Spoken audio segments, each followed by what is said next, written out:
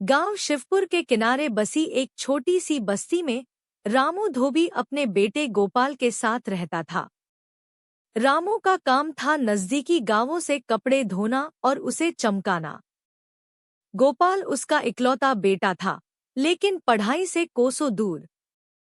बचपन में स्कूल से भाग जाता, नदी किनारे बैठकर पत्थर फेंकता या गधे के साथ मस्ती करता। गांव वाले मजाक उड़ाते, रामू तेरा बेटा तो बस कपड़े धोने लायक ही रहेगा। रामू कभी कभी उदास होता, पर फिर कहता, मेरा गोपाल सीधा है, मेहनती है, भगवान उसका भी भाग्य खोलेगा। उधर 7 समुंदर पार के एक समृद्ध राज्य रोजनिया की राजकुमारी सोफिया राजा की इकलौती बेटी थी। बहुत पढ़ी लिखी, अंग्रेजी, फ्रेंच, संस्कृत सब जानती थी, पर साथ ही बेहद घमंडी भी। उसे अपने रूप, अपनी शिक्षा और राजसी ठाठ पर बड़ा घमंड था। वह किसी को घास नहीं डालती थी और अपने ही सेवकों को नीचा दिखाती। एक दिन राजा ने कहा, अब तुम्हें विवाह करना होगा। सोफिया ने अकड़ते हुए कहा, मैं शादी तभी करूंगी जब कोई ऐसा व्यक्ति मुझे 3 चुनौतियों में हरा दे। राजा की घोषणा पूरे विश्व में पहुंची। जो भी व्यक्ति राजकुमारी की 3 चुनौतियों में जीत जाएगा, वही उसका पति बनेगा। भारत के कई राजकुमार, मंत्रीपुत्र, इंजीनियर, प्रोफेसर तक रोजनिया पहुंचे, पर हर कोई सोफिया की चालाकी और तर्कों के जाल में उलझकर हार गया।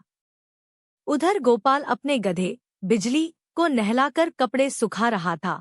तभी गांव में शोर मचा, राजकुमारी सोफिया भारत आई है। दिल्ली के दरबार में चुनौती खुलेगी। गांव के पंडित ने हंसी उड़ाई, गोपाल तू भी जा रहा है क्या?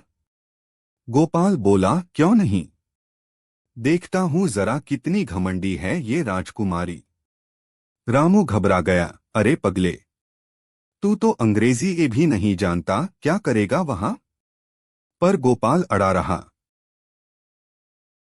गांव वालों ने चंदा किया और गोपाल अपने गधे बिजली पर बैठकर दिल्ली की ओर रवाना हो गया।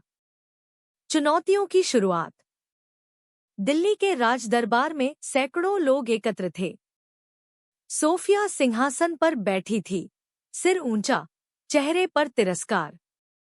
गोपाल सामने आया, मैले कुर्ते में, गधे के साथ। सब हंस पड़े। सोफिया भी बोली, तुम कौन हो और इस गधे को क्यों लाए हो? हाउ सिल्ली। गोपाल बोला, मैं गोपाल रामू धोबी का बेटा। ये मेरा गधा बिजली है, सबसे समझदार जीव। राजा ने मुस्कुराकर कहा, चलिए राजकुमारी बताइए पहली चुनौती। पहली चुनौती, तर्क की ताकत। सोफिया ने कहा, अगर तुम मुझे किसी चीज में तर्क से हरा दो, तो ये राउंड तुम्हारा होगा। सवाल ये है, मनुष्य बड़ा या ज्ञान? राजकुमारों ने घंटों तर्क दिए थे, पर हार गए। गोपाल बोला, राजकुमारी, ज्ञान तो इंसान के भीतर ही होता है।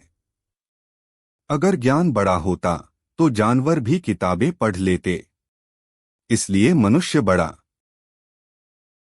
सोफिया ने ताली बजाई, हम्मा, चालाक हो। ठीक है, ये राउंड तुम्हारा। दूसरी चुनौती, धैर्य और बुद्धि। सोफिया ने कहा, एक जंगल में 5 रास्ते हैं, एक में शेर है, एक में आग, एक में सांप, एक में अंधकार और एक में सच। किसे चुनोगे और क्यों? गोपाल ने बिना सोचे कहा, सच को चुनूंगा, क्योंकि बाकी सब डर फैलाते हैं, लेकिन सच हमेशा बचाता है। दरबार तालियों से गूंज उठा। सोफिया का चेहरा थोड़ा फीका पड़ा। अब अंतिम राउंड था। तीसरी चुनौती, घमंड की परीक्षा। अब सोफिया बोली, अगर तुम मुझे घमंड छोड़ने पर मजबूर कर सको, तो मैं मान लूंगी कि तुम योग्य हो। गोपाल ने मुस्कुराकर अपने गधे की पीठ थपथपाई और कहा, राजकुमारी, एक शर्त है, आखिरी जवाब मेरा गधा देगा। गोपाल ने कहा, राजकुमारी कभी घोड़े से नीचे उतरकर गधे की आंखों में झांका है?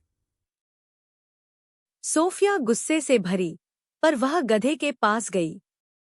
गधा, बिजली ने जोर से धेंचू की आवाज निकाली और एक जोर का पाद मारा। दरबार में ठहाकों की बौछार हो गई। सोफिया एकदम शर्म से लाल हो गई।